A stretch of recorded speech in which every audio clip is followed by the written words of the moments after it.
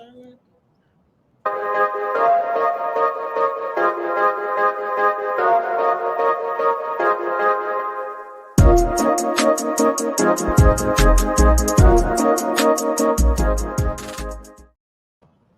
Hey everyone, I am Yvette Lloyd, host of Life Her Podcast.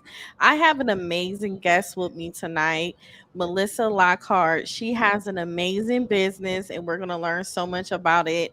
How she transitioned from working for corporate and just running her company now. She's not working at all. So, y'all know it's a lot of things that come with that in between. So, we're going to learn so much about it in her business. Melda Moda, it is like amazing. I think I'm gonna end up having to get me some. I can't tell y'all exactly what it is yet, but it looked comfy because I love stuff like this. So, hey Melissa, Hi, thank you so much for having me. thank you for being on my show tonight. I really appreciate you. And I appreciate you and the opportunity to tell the brand story. Ooh. So first I do want to know, like, can you tell us about the inspiration behind you starting your sleepwear business for women? Yeah, so it really came in two parts. The first was when we were all quarantined back in 2020. I had this closet filled with clothes because I've always loved fashion and loved getting dressed up. But since we were at home all day, I wasn't wearing them because who was going to pay for dry cleaning? I don't even know if the dry cleaners were open back then because we were on pretty strict lockdown here in New York. So I was wearing like gray sweats, black leggings, t-shirts that I got for free at different events. And I really was like not feeling like myself. And I'm like, why don't I have cute pajamas like that I could just wear and be comfortable? And so I started looking for them and I was looking for specific prints and I didn't see them. So I was like, oh, maybe I should start this myself. So I got an amazing Black woman graphic designer to create the first print for me. And then I got a new job, life got in the way, and I forgot all about, you know, those prints and the pajama company. Like completely forgot about it. Fast forward maybe a year or so, and I make the decision to take a career break. I was like completely burnt out from the quote unquote dream job. And it was during that time I was thinking, like, what could I have done to prevent myself from getting to that point where I was just completely like over, it. And it was like, you needed to have boundaries. I had no boundaries with work. Wow. And so then I started thinking, if I had a signal to tell me at this point of the day, you're not going to respond to any more Slack messages, you're not going to be checking emails, you're not going to get out of your bed and get on a Zoom call at, 10 p.m. And I was like, let's go back to that pajama idea. And, like putting that on could have been the signal to say, now is the start of my wind down routine, my me time, and turning off the work. So that it was those two phases. First, with just wanting the prints and comfortable clothes to be at home. And the second, thinking about, well, how can now, if I were to go back to corporate, I prevent myself from getting to that state of burnout, and maybe other women could too. Wow. Yeah. It's so crazy because I've interviewed a lot of people, and corporate just sounds so draining and miserable because everyone always want a way out of it. It burns y'all out so bad to a point it makes you want to create and seek a side hustle so you could just bring that side hustle up and be able to get away from it. How was your transition when you were still trying to financially be stable with working and financially stable on creating your dream as far as having your business and just depend on that income only? Yeah, so I was lucky enough to be in a position where I worked in tech and I worked in startups, and I had equity that I was able to say, like, okay, I'm going to cash some of this out. But I know that's not everybody's story. I Right. just happened to be lucky enough that for all the years that I had been at like one particular company, I was able to use that equity on top of like the savings that I had and stuff. I don't know that that would have been the case at if I had been, in another industry, but that's one of the good things about working in tech is that you can generally get some decent equity out of it. Uh, So when you as far as you just being blessed with that, what advice do you have for someone that is in a process of transitioning? Because it's kind of hard now, even for anybody to be financially stable. Like even making $100,000 a year is not even cutting it no more. Yeah, and this is a tough one because even me now, right? Like, I don't get regular paychecks. I can't just be like, oh, in the next 2 weeks, Right. this is gonna come. So, and I don't proclaim to be a financial like guru or Oh, any right, of that right. stuff. I just happen to luck out with getting those stock options, but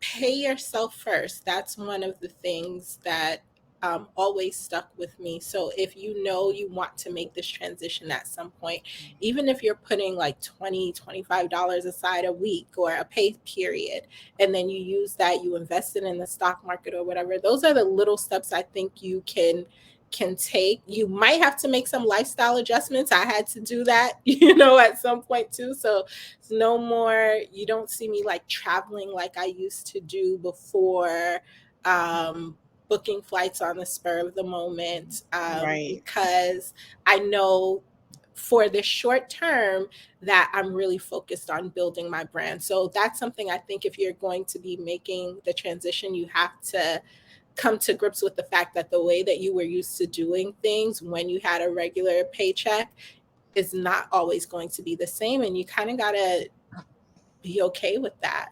Yes, you really do. Yeah. I mean, I miss Seriously. the trips. I really do.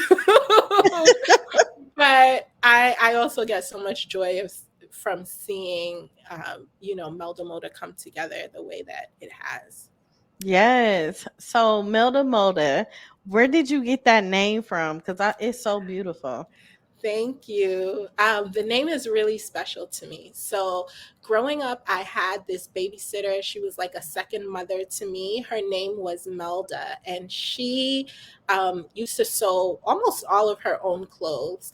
And she loved prints, she loved bright colors. I don't know that I ever saw her wear black in all the years that I knew her. And we spent a lot of time at fabric stores picking out fabrics and zippers and threads, and she'd come home and I'd watch her sew, cut the patterns and sew. And so as Melda Moda, the brand started coming together before it had the name, it was all about these vibrant prints, right? And I was like, oh, this is very much like Melda's style. And so Moda or mode is another word for style, and that's where the name Melda Moda came from. It's Melda's style.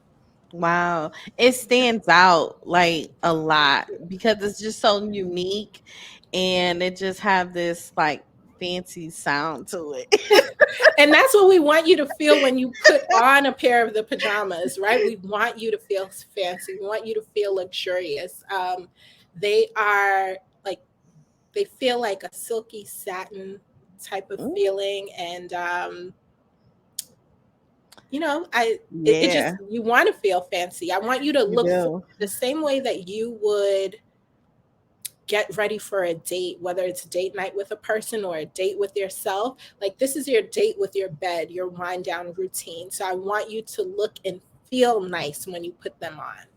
Right. Like, how did you think of the prints? Because them prints is beautiful. And you give like different flavors and different like types of personalities with the prints on your pajamas. And I'm Yeah. like, dang, this is nice. Cause it's like sometimes you can wear it to a pajama party, or you could wear it for a girls' night, or Yes. you could just wear it to bed on some chill stuff. Like you Yes. have like different vibes, and that's very rare. Yeah. So, like I said, I've always loved clothes. I've loved fashion. It was my way of expressing myself. So the first prints we ever got made were our Utopia print.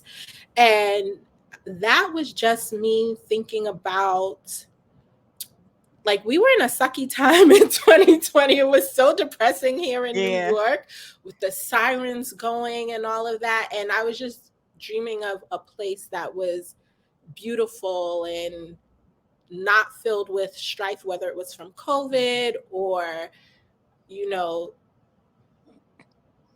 Black Lives Matter, like all of that was Yes. going on. And so if you look at the Utopia print, there's like pretty flowers and like heart-shaped plants, and then there's the panther, which was like the protectiveness. So that's all that went into the Utopia print.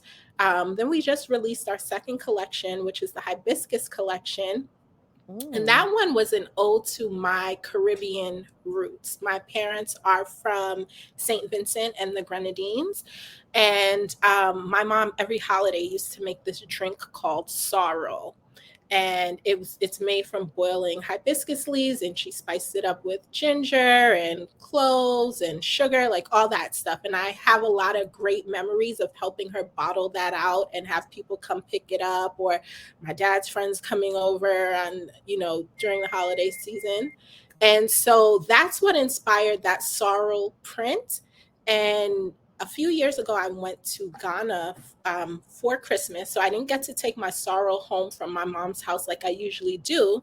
But I'm in Ghana and I get this drink. And I'm like, this tastes like sorrel. But it was called Bissap there.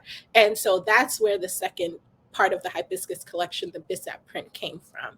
Um, Wow. yeah, so that's where our prints have come from. They're mostly going to be inspired, even the ones coming forward are inspired by my life as a Black woman, as a millennial, as a New Yorker, as a travel enthusiast. Even though I don't book the flights like I used to, I'm still, I still love to travel and have seen things on those journeys that I would love to reflect Yes. in the prints.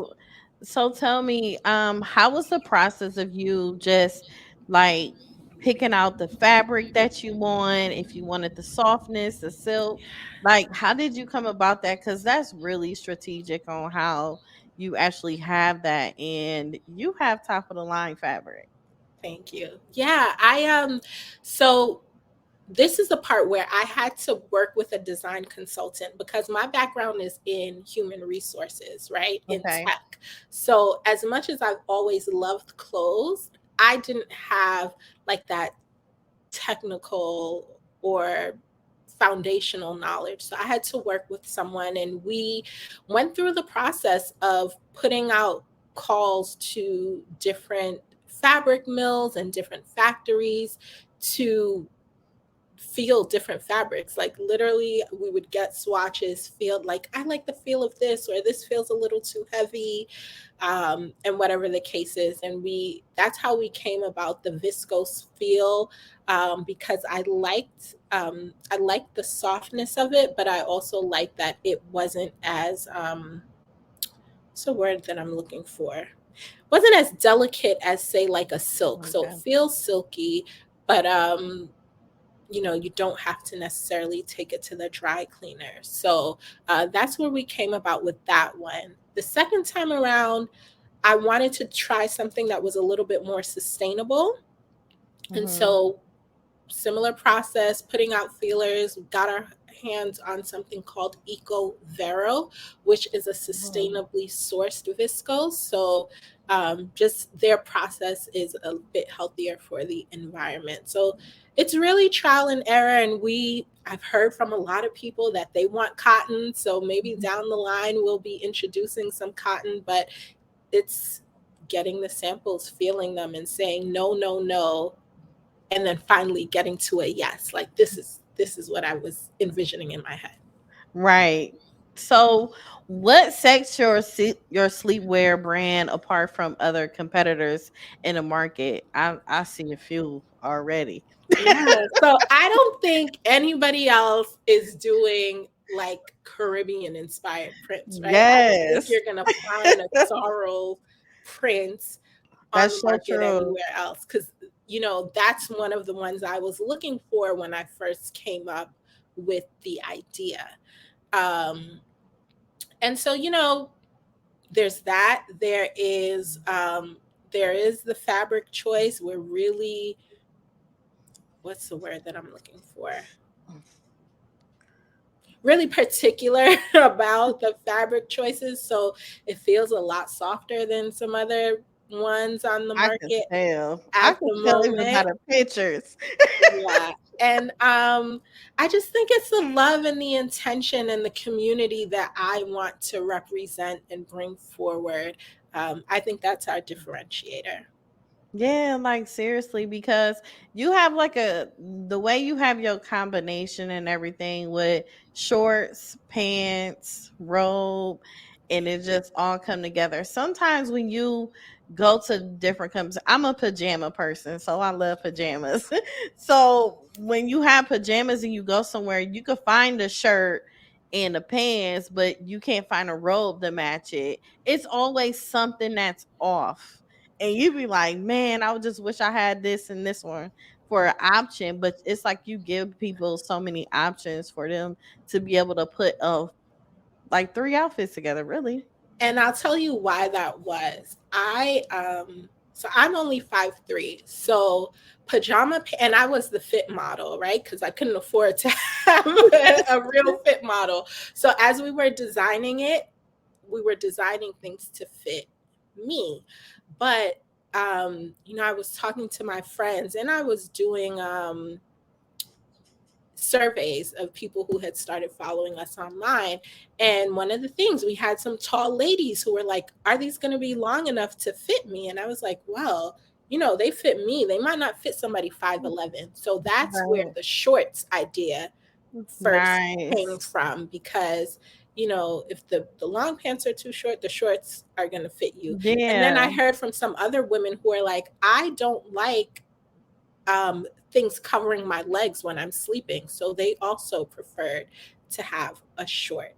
And then the robe came about. My best friend got married and I was her maid of honor. And we took these really beautiful photos in some robes. And I was like, the next time someone in our friend group gets married, it needs to be in something that Yep. I make. So that's how the robe idea came about. And you know what? Melda's granddaughter is getting married next spring, and we will have robes bearing her grandmother's name ready for her bridal party.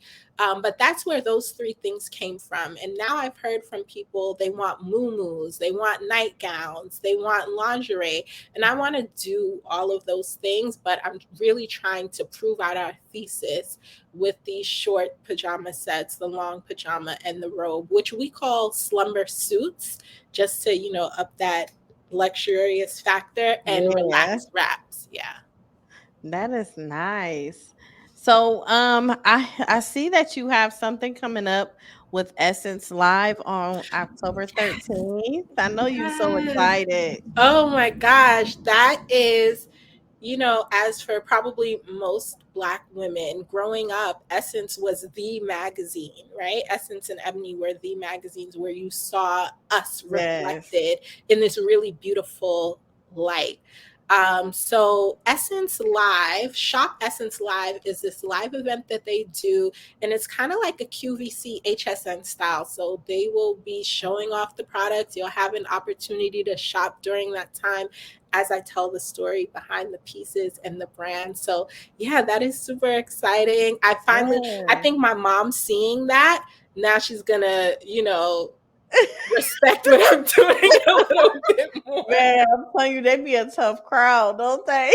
Listen, I had an impromptu, like, we're out late. We got to her house. I was like, you know what? I'm going to stay over tonight. I don't feel like going home. So she's like, I go shower. She's like, oh, I put some night clothes out for you. And I come and it's not even Melda Moda. And I was like, what is this? Where are your Melda Moda pieces? And she's like, I like nightgowns and you don't have nightgowns available. And I was like, oh my gosh. So I think until I have a nightgown, she wasn't gonna believe it was a real thing, but Essence, she sees and she'll respect. So yeah. Put some respect on my name, Mom, Yeah. please. I'm like, I have given you pieces. What is going on here? Yeah. You know, a lot of women they do like nightgowns too, just Yeah. the coziness, and I know you got that coming too. Yes. Down the line, like let us sell out these first Right, pieces right. that we have, and then we can put the nightgowns into production. But you know, it's good to have that tough love too at the same time because it makes you keep pushing. Even though they proud of you, they just be waiting on that raha moment too. Yes. And you know what? My one of my best friends told me, because every time I do a pop up, my mom will show up. She'll show up and she'll sit there, or she'll bring me tea or whatever. And my friend is like, she's proud. She may not say it, but she's not, giving up her Yeah, Saturdays to come sit next to you if she wasn't, proud of yeah. what you were doing. Yeah. Yeah, she definitely is. So, you got accepted a Madam CJ Walker Pace boot camp. Yes, yes.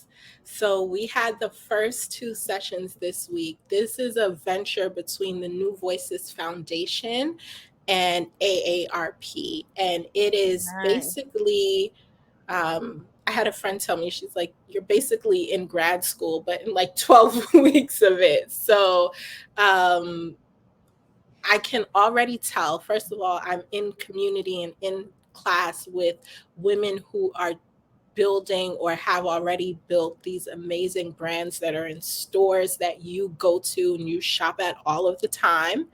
And so to just be in community with them and learn from them what their experiences have been, plus having the whole New Voices. So it's New Voices Foundation, New Voices Family, and Essence. They're all part of the same ecosystem. Um, to just have those resources at our disposal and to hear from founders who went through the program, who were able to get funding, which is such a big thing when you're trying to build a brand. I know I'm going to be challenged. I know I'm going to Mm. be stretched. But I think on the other side of it, it's really going to be good. Like, the opportunities that come from it. So I'm really glad that this early in our journey that we were chosen to be part of that course. Yes. Yes, that is a blessing because you got so Yeah. much more to come too. So, also, do you have a partnership with Iris Lingerie? Yeah, so Iris Lingerie is it's a lingerie store, a lingerie boutique here in Brooklyn. Iris has been in the lingerie business since like the 1970s. She has one of those stores that you Oh, go in, and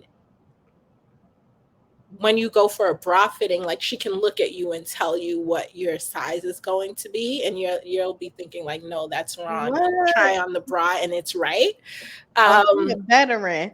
she's a veteran. She is an institution, and and so she is our first retail store. You can shop the hibiscus collection in her store here in Brooklyn. So I think, again, we didn't launch until April of this year. So to get our first retail boutique in a boutique like that is, if you're in Brooklyn or New York City, you've known about Iris.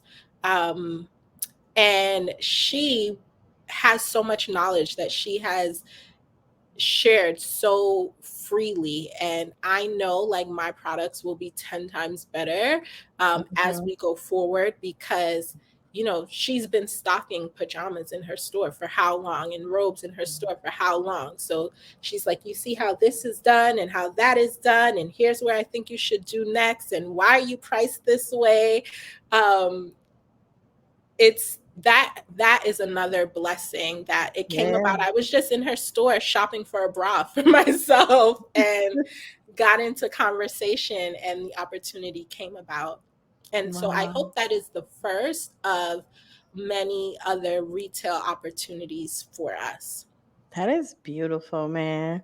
Yeah. And then just for you just be starting off fresh like this, now you know you it's all working in your favor at this point. You know what? It has been, I have to say, deciding to do this was scary, right? Oh Because yeah.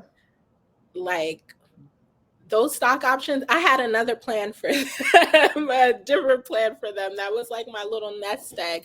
And so to sort of risk it on doing this, um, which a lot of people would probably have said that wasn't a wise choice. But the way that things have just been coming together, that opportunities have found me, and people have been willing to say, like, I see your drive, I see what you're doing, I believe in what you're doing, and I want to help you along the way. Like, it's so worth it. Oh yeah, it definitely is. Yeah. Yeah. So what challenges have you encountered in running your sleepwear business, and how have you overcome them?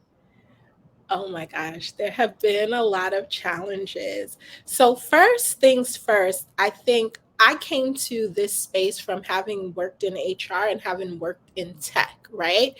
And in tech, you work in sprints, or the business side anyway works in sprints, and their deliverables and then their iterations. And you kind of, if they have a customer expecting something and paid for something, you need to implement when you said you were going to implement. Well, that has not been my experience here. So like, you're working with a lot of creative people and supply chain, and so deadlines often Yeah. get missed. Yeah. And that has been a tough pill to swallow. So I remember like waiting for my first tech pack and that taking months more than I intended. And then we had a launch date. I wanted to launch on Melda's birthday last year, November 3rd. Birthday came and went. I had no product. um, Wow. because I'm self-funding this, I couldn't work with a lot of factories because they have very high minimum order quantities, and that just made it cost prohibitive for me. And even the factory that we ended up working with initially, like somewhere in the middle of the process, I was told that they wanted to increase the minimum order quantity by like 600%. And at that point, Wow. I was like, I need to just pack this up and go home, like, because I can't do that. That's not feasible for me. So there were those things.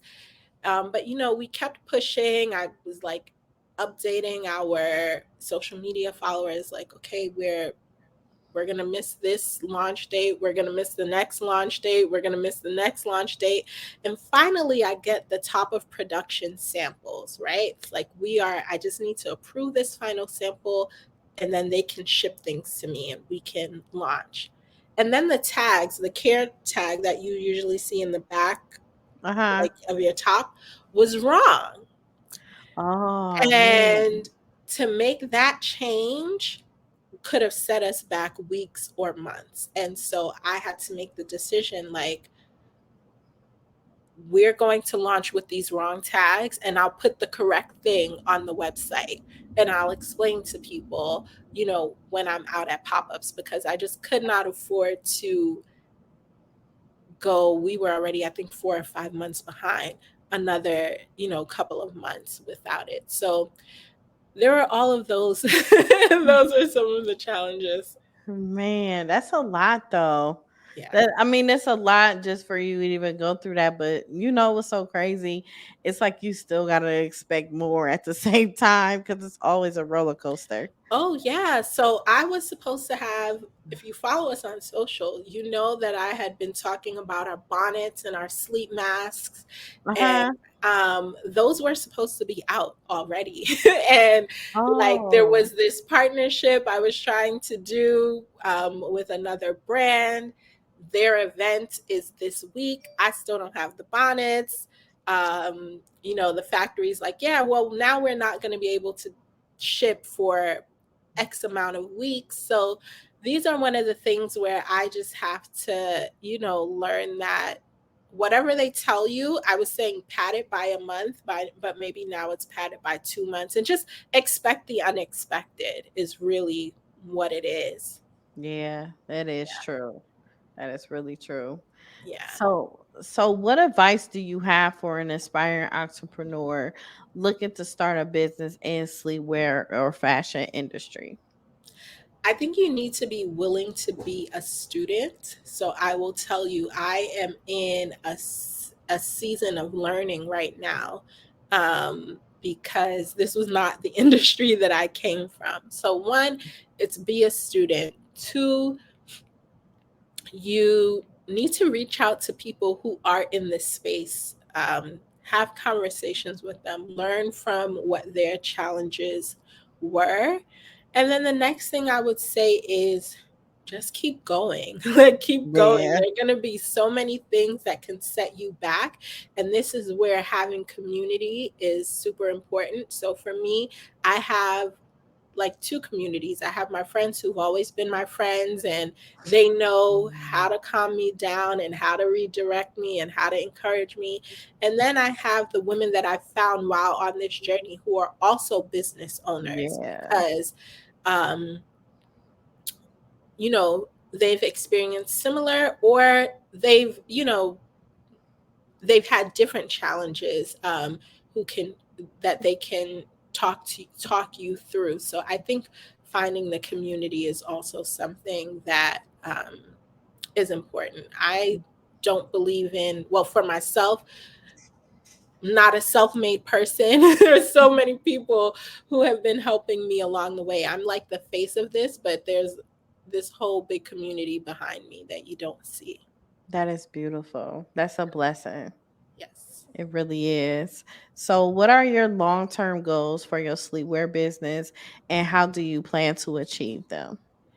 Yeah, so some we talked about already, right? It's to get to the nightgowns and the muumuus and the lingerie, but we don't just want to be sleepwear, right? Like, Okay. sleepwear was my foot in the door, Okay. but you're gonna have Melda Moda sheets, laundry Oh, detergent, like everything that's for your home. I want to have a, are you a fancy? hand in that.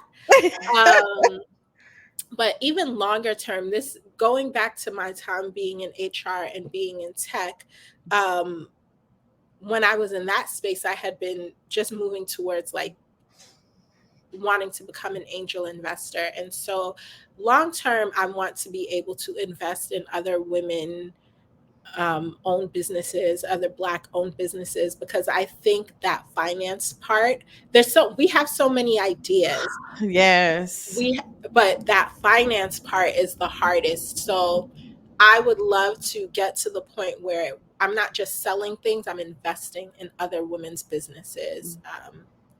Yeah. Yes. And that financial part is a lot. It is a lot. It'll pull you all the way to the end and you have no Yes. crumbs. And Yes. it's a lot.